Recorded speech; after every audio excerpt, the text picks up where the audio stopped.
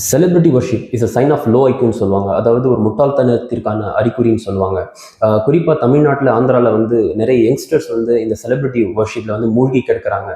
Compared to north இந்தியாவை விட இங்கே வந்து செலிபிரிட்டி வர்ஷிப் வந்து ரொம்ப அதிகமாக இருக்குது.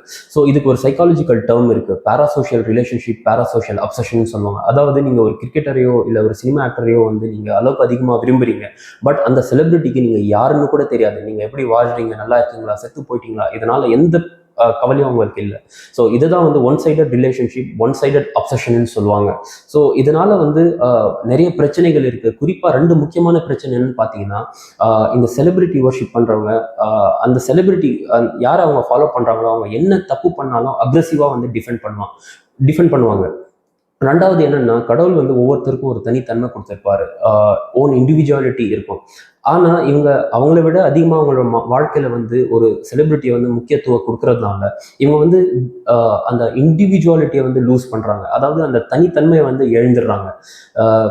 இவங்களை வந்து நீங்கள் ஈஸியாக கேட்டகரைஸ் பண்ணிடலாம். இவங்க முட்டாளாக இருக்கணும்னு தேவையில்லை. இவங்க வந்து ஒரு கிராஜுவேட்ஸாக இருப்பாங்க, பெரிய எம்என்சியில் ஒர்க் பண்ணுவாங்க, H1B விசா வாங்கிட்டு யூஎஸ்ஏல போய் ஒர்க் பண்ணிட்டு இருப்பாங்க. ஆனால் இவங்க கிட்ட வந்து லோ செல்ஃப் எஸ்டீம், மிடியோகோர் லைஃப் வாழ்ந்துட்டு இருப்பாங்க.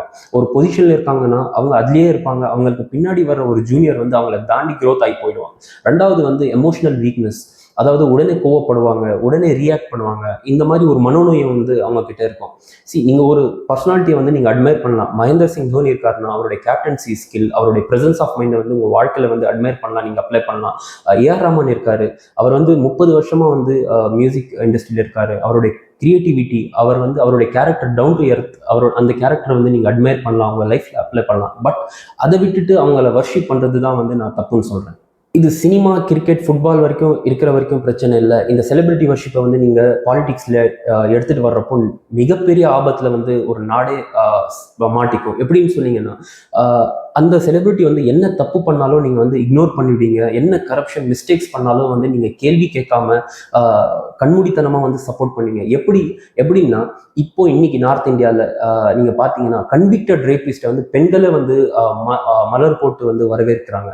எப்படி நாசி கவர்மெண்ட், அதாவது ஹிட்லரை வந்து ஜெர்மன் பீப்புள் சப்போர்ட் பண்ணாங்களோ அந்த மாதிரி வந்து பாலிடிக்ஸில் நடந்துடும். எப்படி இந்த சப்போர்ட் இருந்ததுனால தான் ஹிட்லர் வந்து கிட்டத்தட்ட 70 மில்லியன் யூதர்களை வந்து கொன்னாரு. ஸோ யாருமே கேள்வி கேட்கல. எதனாலன்னு பார்த்தீங்கன்னா இந்த செலிபிரிட்டி வர்ஷிப். ஸோ உங்கள் ஃபேமிலியில் யாராவது இந்த செலிபிரிட்டி வர்ஷிப்பில் மாட்டிக்கிட்டு இருக்காங்கன்னா, உங்கள் ரிலேட்டிவ்ஸில், உங்களோட ஃப்ரெண்ட்ஸ் சர்க்கிளில் யாராவது இந்த பேராசோஷியல் ரிலேஷன்ஷிப், பேராசோஷியல் அப்சஷனில் வந்து சிக்கியிருக்காங்கன்னா அவங்களுக்கு அட்வைஸ் பண்ணுங்க, நேர் வழி காட்டுங்க.